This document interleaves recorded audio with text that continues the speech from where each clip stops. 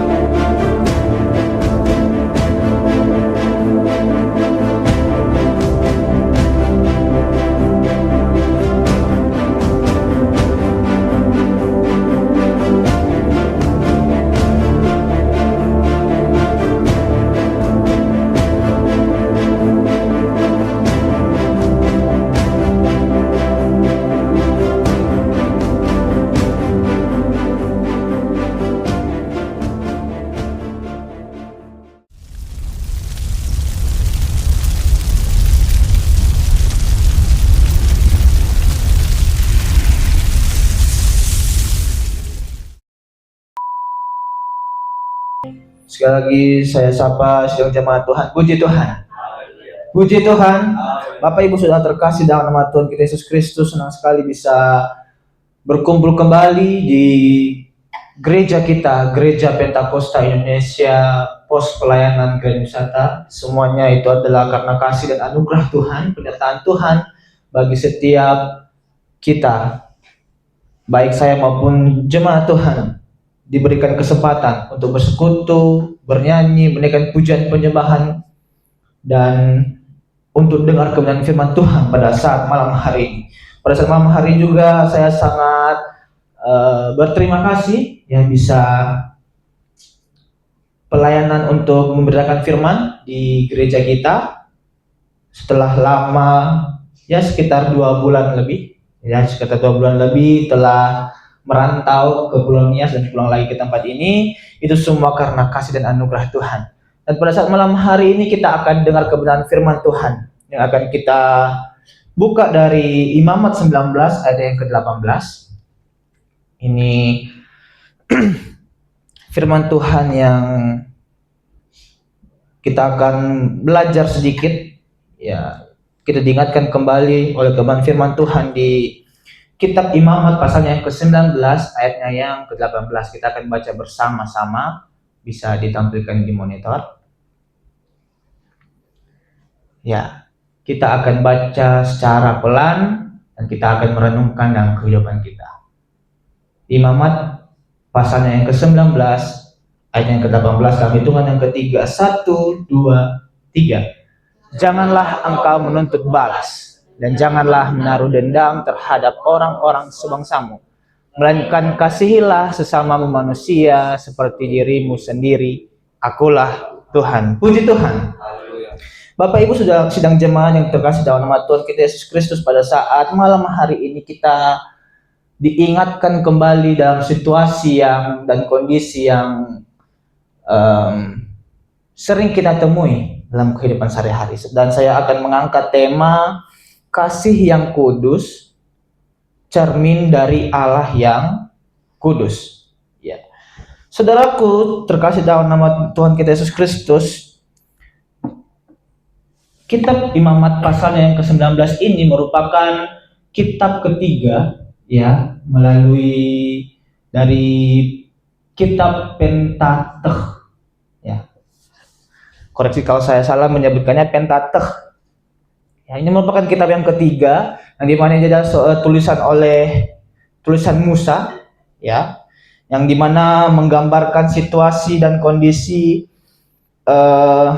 pedoman hidup ya. Karena jika kita melihat sejarah dari kitab Kejadian, Keluaran, dan Imamat ini merupakan proses keluarnya bangsa Israel yang keluar dari tanah Mesir ya. Jadi ini merupakan sebuah awalan ya, awal hidup yang baru, pedoman hidup yang baru ya. Bagaimanalah jika ketika kita keluar dari penyiksaan, pasti kita akan ada sesuatu, walaupun kita juga lahir dan semakin bertumbuh, kita akan terus mengenal hal-hal yang baru dan akan terus diperbaharui. Maka ini merupakan satu bangsa yang baru dibentuk ya, walaupun kita tahu bangsa Israel itu yang di tanah Mesir sudah menjadi bangsa yang besar. Tetapi ketika bangsa Israel ini keluar dari bangsa Mesir, ini merupakan satu identitas baru ya, yang dimana orang Israel ini tidak lagi dijajah, tidak lagi menderita ya. Gimana kalau orang yang merdeka seperti kita bangsa Indonesia di tahun 1945 ya, ketika kita merdeka kita punya identitas yang baru, bangsa baru ya, bangsa Indonesia. Kita terlepas dari semua apapun yang menderitakan kita. Nah, di sini di kitab Imamat ini kita belajar bahwa ini merupakan satu hal baru, karena kalau kita melihat, kita merujuk dari judul yang ditetapkan oleh Lai, ini merupakan kudusnya hidup ya. Judul perikop ini adalah kudusnya hidup. Kenapa sih ayat ini mengatakan janganlah engkau menuntut balas dan janganlah menaruh dendam terhadap orang-orang sebangsamu, melainkan kasihilah sesamamu manusia seperti dirimu sendiri. Dan di situ titik koma, akulah Tuhan. Seperti sudah saya sampaikan bahwa situasi dan kondisi bangsa Israel pada saat itu merupakan satu bangsa yang baru. Jadi sama halnya jika ada satu komunitas yang baru, ada gereja yang baru, ada satu perkumpulan yang baru, pasti aja menemukan konflik diantaranya. Kita tidak bisa menutup diri, dan bahkan Bapak Ibu sendiri pernah mengalaminya, bukan? Ya, jika kita membentuk satu organisasi yang baru, apapun itu, mau gereja, mau sekolah, komunitas marga kalau kita orang Nias, atau komunitas apapun itu, pasti jika ada hal-hal yang baru, pasti ada aja konflik atau mungkin salah paham dan tidak bisa seia sekata dalam satu komunitas itu. Makanya di firman Tuhan ini kita diingatkan bahwa Allah ingin, bukan Allah Israel ya, Allah ingin Israel agar hidup kudus ya, agar dia terlepas dan berbeda dari bangsa-bangsa yang lain di zaman itu ya. Makanya di Imamat 19 ayat yang ke-18 ini merupakan bagian dari kode atau kekudusan ya, kekudusan Allah itu sendiri. Nah, kita akan bahas. Sering sekali kita mendengar bahwa kasih adalah pusat kehidupan Kristen. Ya, kalau seorang Kristen itu ya harus hidup dengan kasih. Apa contohnya tuh? Saling menolong. Lagi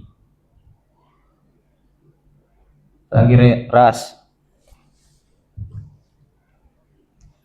Kalau seorang Kristen itu pasti harus saling mengasihi, jangan balas dendam ya. Kalau dibuat jahat ya baikin aja. Gimana ya? Gimana kalau kita dibuat jahat ya? Itu kan sangat-sangat tidak masuk akal ya. Sangat-sangat Seperti firman Tuhan yang kita baca malam hari ini. Janganlah engkau menuntut balas. Dan janganlah menaruh dendam terhadap orang-orang sebangsamu.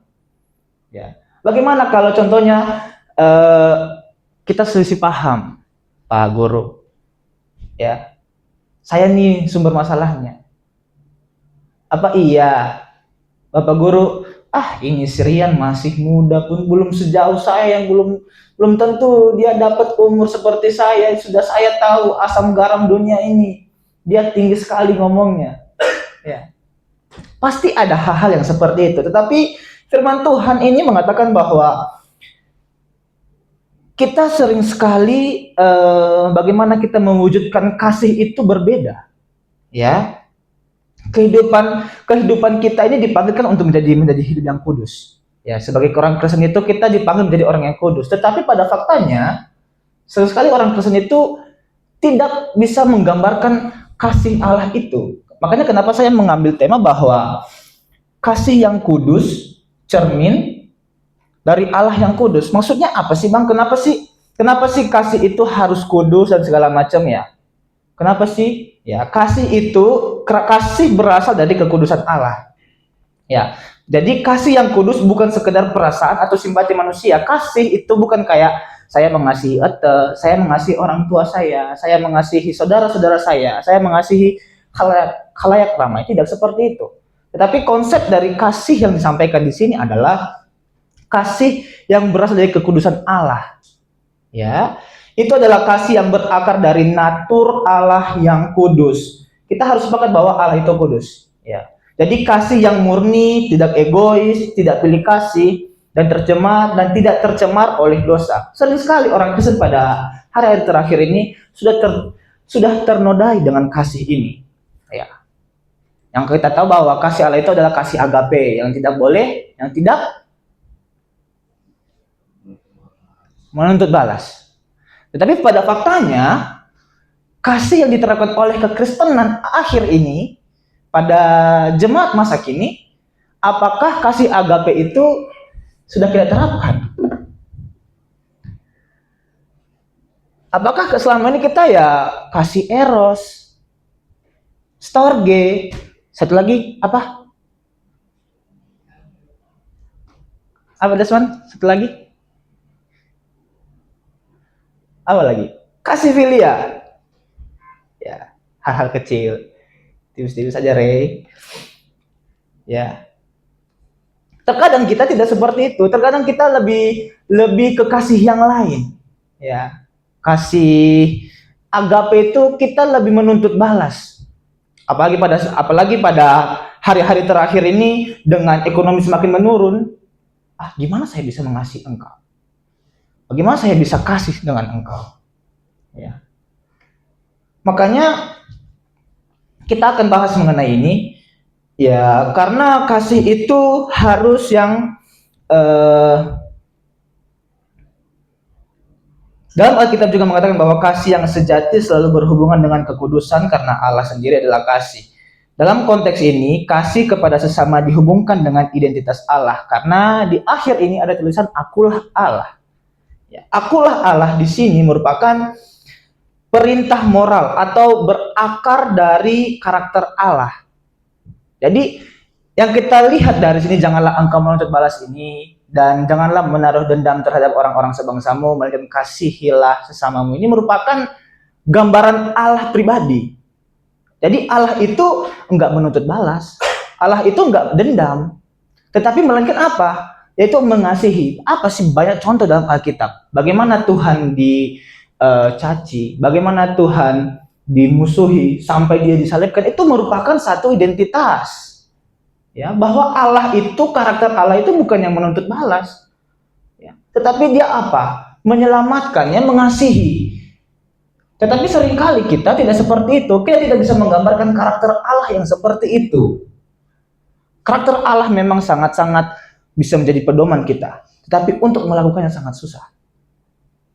Ya, kasih itu harus kudus, karena kudus itu dari Allah. Itu merupakan cermin dari Allah yang kudus. Bagaimana dengan kita? Baik saya maupun saudara. Apakah kita itu sudah seraya atau kita sudah memancarkan bahwa kasih yang sudah diajarkan oleh Tuhan itu? Ya, marilah kita dipanggil untuk hidup berbeda dari dunia. Kita harus sadar bahwa kita ini Kristen. Ya, kita harus sadar bahwa kita itu pengikut Kristus, yang dimana naturnya Allah, ya, kudusnya Allah dengan penuh kasihnya itu kita juga harus menerapkan dalam kehidupan kita. Bukan berarti ya saya kan masih manusia jadi berbuat dosa, tidak seperti itu. Tetapi Allah sudah memberikan contoh. Ya. Inilah kenapa disampaikan Musa kepada orang-orang Israel "Hei, jika engkau berselisih paham, jika engkau berselisih dengan saudaramu, janganlah engkau menuntut balas. Janganlah dendam, tetapi marilah kasihi, mari kita hubungkan kembali, ya, eratkan kembali." Dan kita lanjutkan, janganlah engkau menuntut balas. Maksudnya ini gimana sih?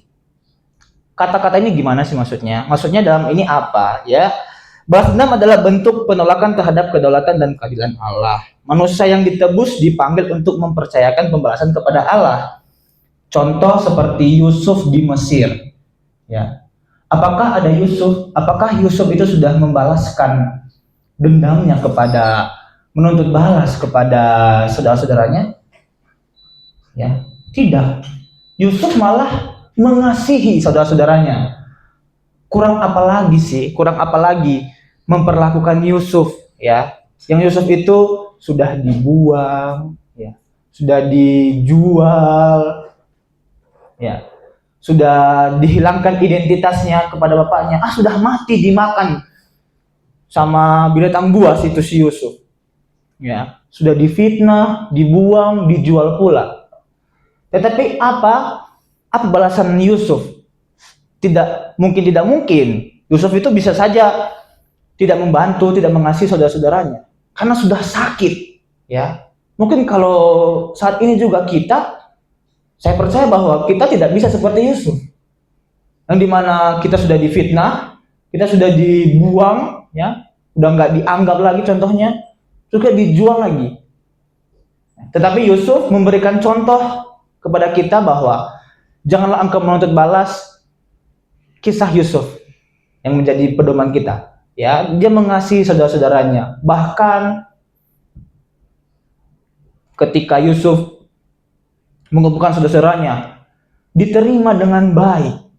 Ya, saya nggak bisa berpikir secara logis, ya. Contohnya kalau saya diperlakukan seperti itu, saya sudah dibuang dari keluarga saya, terus saya memperlakukan keluarga saya itu dengan baik, saya nggak tahu.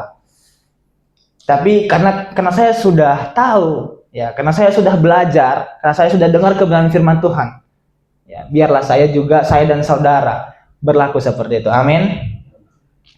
Kasih sebagai tindakan ketaatan. Kasihilah sesama manusia seperti dirimu sendiri. Kasih bukan berasal dari kehendak bebas manusia, tetapi ini merupakan buah roh dan hasil regenerasi yang ada di Galatia pasal 5 ayat yang ke-22. Jadi kasihilah sesama manusia seperti dirimu sendiri ini merupakan dari buah. Ya. Ada yang tahu isi Galatia 5 ayat 22? Right? Buah roh. Apa aja itu? Coba dibaca.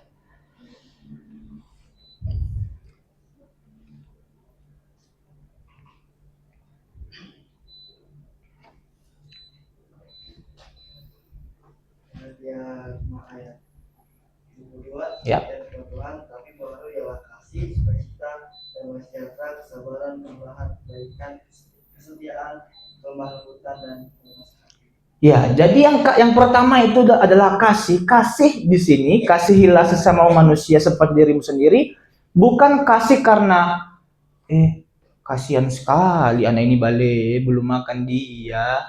Balik enggak ada bajumu, no. Bukan kasih yang seperti itu. Bukanlah kasih yang seperti itu yang dimaksudkan di Imamat 19 ayat 18 ini. Tetapi kasih ini merupakan tindakan aktif yang berdasarkan perintah dari Tuhan. Ya. Kalimat seperti dirimu sendiri ini adalah standar tertinggi, ya. Kita semua secara alami memperhatikan diri sendiri bagaimana kita memperlakukan diri kita, bagaimana kita menghormati diri kita, bagaimana kita menjaga dan merawat. Ya. Contohnya kalau saya, ya saya merawat diri saya dengan harus selalu wangi, saya harus selalu rambutnya stay, harus parlente rambutnya. Ya mungkin ada juga dari ibu-ibu pendeta di sini menjaga dirinya itu dengan cara diet, jaga pola makan, ada yang intermittent fasting, ya. Ada juga bapak-bapak di sini untuk menghargai dirinya itu dia nge-gym, ya kan. Ya walaupun itu cuma sekali seminggu atau mungkin sekali 2 minggu bahkan sekali sebulan, ya saya nggak tahu. Ya. Cara menghargai diri sendiri ini kan kita punya cara masing-masing. Ya. Mungkin anak-anak muda kayak Ray, biasanya itu sore jam-jam 4 itu wah dia latihan. Ya itu cara bagaimana dia menghargai dirinya. Begitu kan? Nah, ketika kita bisa menjaga diri kita, ketika kita merespon bagaimana kita menghargai ya, menjaga wibawa diri ini, apakah kita juga bisa melakukan hal yang sama kepada orang lain? Itulah kenapa standar itu dijadikan ukuran bagaimana kita memperlakukan sesama. Ya. Jika engkau menghargai dirimu, jika engkau menghormati dirimu, sebagaimana engkau harus berlaku pada dirimu, gak mungkin kita, ya udahlah, saya bisa gak usah mandi lah, saya datang ke gereja, saya gak usah mandi lah. Dan itu akan terpancar sendiri dengan sendirinya. Tetapi jika engkau bisa menjaga dirimu ini, merawat dirimu ini dengan baik, itu yang akan engkau sampaikan, itu yang akan engkau memperlakukan kepada orang lain. Ya, itulah yang maksud dari firman Tuhan yang di imamat ini, kasihilah sesama manusia seperti dirimu sendiri. Dan kita tidak bisa mengasihi tanpa terlebih dahulu melakukan kasih Kristus. Ya, kita tidak bisa mengasihi itu jika kita belum mengalami kasih Kristus itu sendiri. Karena untuk mengalami kasih Kristus ini kita tidak bisa, oh kasih Kristus itu selalu saya dibantu, saya selalu ditolong dari gereja, selalu ada Bapak Gembala, ada Ibu Gembala, ada Bapak Pendeta PR, ada Bapak Guru, tidak seperti itu. Tetapi kita pasti dalam satu waktu sendiri, dengan sendirinya kita bisa mengalami kasih Kristus itu bagaimana? Bukan berarti kalau bahagia itu kasih Kristus tidak ada. Iya, di saat pun bahagia kitanya, pasti kasih Kristus, bukan di saat kita lagi lemah. Walaupun di ayat yang lain juga mengatakan bahwa di saat aku lemah, di situ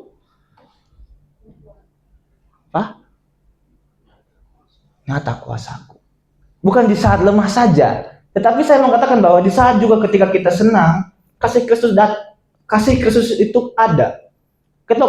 Kalau kita melebihi atau kita terlalu senang juga bakalan jatuh juga. Ya. Jika kita tidak bisa mengontrol diri, ya buah-buah roh tadi yang saya sampaikan di atas, ya dari Galatia 5 ayat 22 itu, kita akan jatuh juga. Jadi setiap kita pasti mengalami kasih Kristus dalam kehidupan kita. Ya. Salib adalah wujud kasih yang kudus, ya kasih yang tidak kompromi terhadap dosa, tetapi juga penuh pengampunan bagi yang bertobat. Orang yang telah mengalami pengampunan Allah akan terdorong untuk mengampuni dan mengasihi sesamanya. Bukan karena dia lebih baik, tetapi karena kasih Kristus menguasainya. Jadi di firman Tuhan ini, ya janganlah engkau menuntut balas dan janganlah menaruh dendam terhadap orang-orang sebangsamu, melainkan kasihilah sesama manusia seperti dirimu sendiri. Akulah Tuhan. Yang menjadi akulah Tuhan itu kita bisa menjadi garis bawahi. Itu merupakan bahwa ini adalah perintah, ya, yang diperintahkan Tuhan kepada setiap jemaatnya yang mendengar kebenaran firman Tuhan ini. Akulah Tuhan, akulah contoh, ya. Aku tidak menuntut balas, aku tidak menaruh dendam terhadap orang-orang yang telah berbuat salah terhadapku, tetapi akulah Tuhan mengasihi, ya. Mengasihi engkau. Biarlah engkau berdosa, engkau telah jatuh dalam dosamu. Ya, baiklah. Tuhan itu menjadi cermin dalam kehidupan kita. Karena hanya Tuhan saja pegangan kita. Jika Jika kita dengan sombong dan gagah kita, wah, saya tidak yakin kita bisa disebut orang Kristen atau kekristenan kita bisa diuji. Ya, Bapak Ibu Saudara terkasih dalam nama Tuhan kita Yesus Kristus. Dalam dunia yang penuh dendam dan marah dan saling membenci ini, ya, umat Tuhan dipanggil untuk hidup sebagai cerminan kasih yang kudus. Ini bukan kasih yang sentimental ya, yang seperti saya sampaikan tadi, ketika perasaan kita ingin menolong, oh saya mengasihi dia. Terus ketika teman kita sudah mulai naik ke atas, kita mengasihi dia karena kita ada sesuatu hal yang kita pengen. Bukan seperti itu, bukan karena sentimental, tetapi kasih yang ditanamkan oleh Roh Kudus, yang diteguhkan oleh firman, dan diarahkan pada kemuliaan Allah itu sendiri. Mungkin itu kebenaran firman Tuhan yang bisa saya sampaikan di tengah-tengah sidang jemaat Tuhan.